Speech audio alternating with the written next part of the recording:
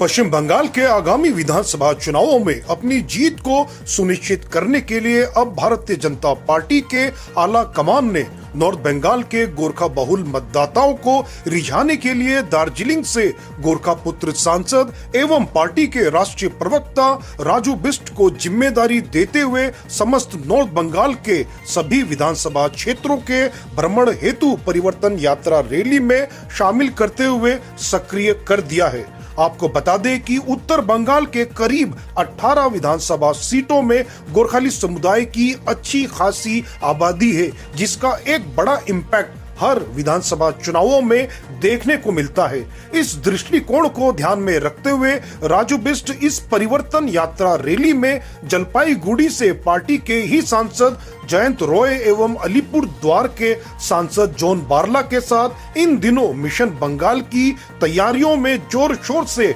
Party का प्रचार करते हुए जनमानस तक पहुंचा रहे हैं।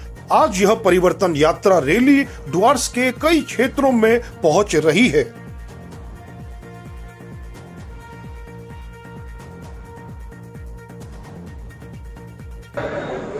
यहाँ की जनता को, दार्जिलिंग की जनता के तरफ से आप सबको मेरा प्रणाम, मेरा नमन। ये जो परिवर्तन यात्रा है, ये कोई भारतीय जनता पार्टी की अकेले कोई कार्यक्रम नहीं है। ये परिवर्तन यात्रा है पश्चिम बंगाल में अन्याय और अत्याचार करने वाली जनता को उखाड़ फेंकने के लिए। और मैं कसम खाता हूं भगवान श्री राम का, 2021 में पश्चिम बंगाल में कमल खिला के ही दम लेंगे। नॉर्थ बंगाल को चाहे 34 साल सीपीएम हो, चाहे 10 साल से टीएमसी हो, नॉर्थ बंगाल को सिर्फ और सिर्फ लूटने का काम किया है। और विशेष करके दार्जिलिंग, तराई और डुवर्स की जनता के ऊपर में बहुत ज्यादा अत्याचार इस माँ माटी और मानुष की सरकार ने किया है। नारे लगाते हैं माँ माटी और मानुष की, हमें शर्म आती है ऐसी सरकार पे जिसको हमने 10 साल तक चुना।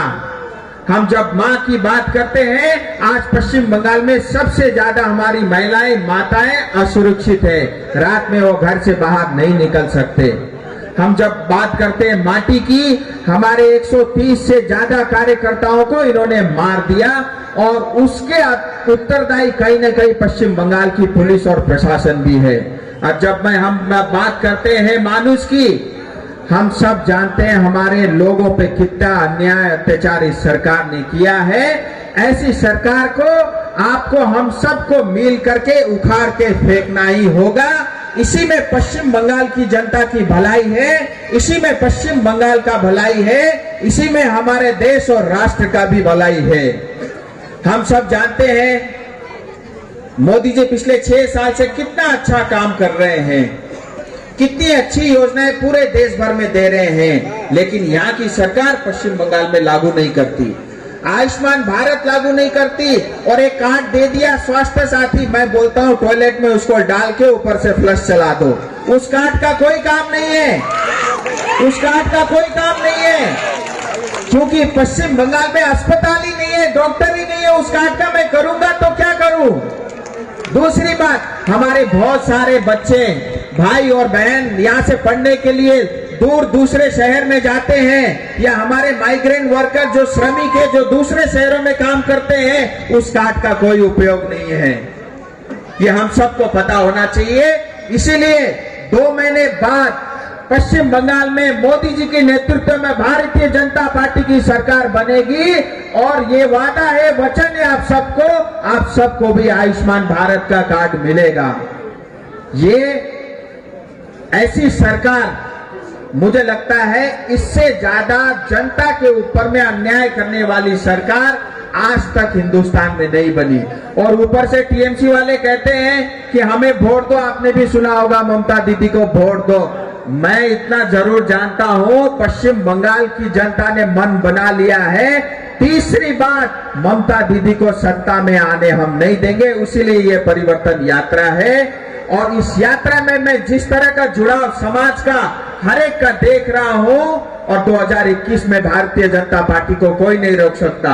मैं एक जगह गया, पहाड़ में एक महिला मिली, उन्होंने बताया, जब मैं उनसे पूछा आपने मोदी जी को सहयोग करना है, आपको कुछ लाभ मिला? तो उन्होंने बताया मुझे प्रधानमंत्री आवास योजना से मेरा घर बना और उस घर के अंदर में जो चूल्हा है उज्ज्वला योजना से मेरे प्रधानमंत्री जी ने भेजा। उस चूल्हा के ऊपर में पकने वाला चावल और दाल कोविड के समय में, संकट के समय में, वो भी मोदी जी ने भेजा। जिस सड़क को चल करके मैं अपने घर पहुंचती हूँ, प्रधानमंत्री ग्राम सड़क योजना से वो मेरी सड़कें बनी हैं। और आज अगर मेरे खाते में, बैंक में कुछ पैसा आता है तो मनरेगा का पैसा आता है, वो केंद्र सरकार का पैसा है। हमारे चाय बागान में काम करने वाले श्रमिक माताओं के लिए हर महीने 500 रुपया मोदी जी ने भेजा। तो उस महिला ने मुझे बताया सारा काम तो मोदी जी कर रहे हैं, तो मैं ममता दीदी को वोट क्यों दूं? ये बात मैं आपको बताना चाहता हूं।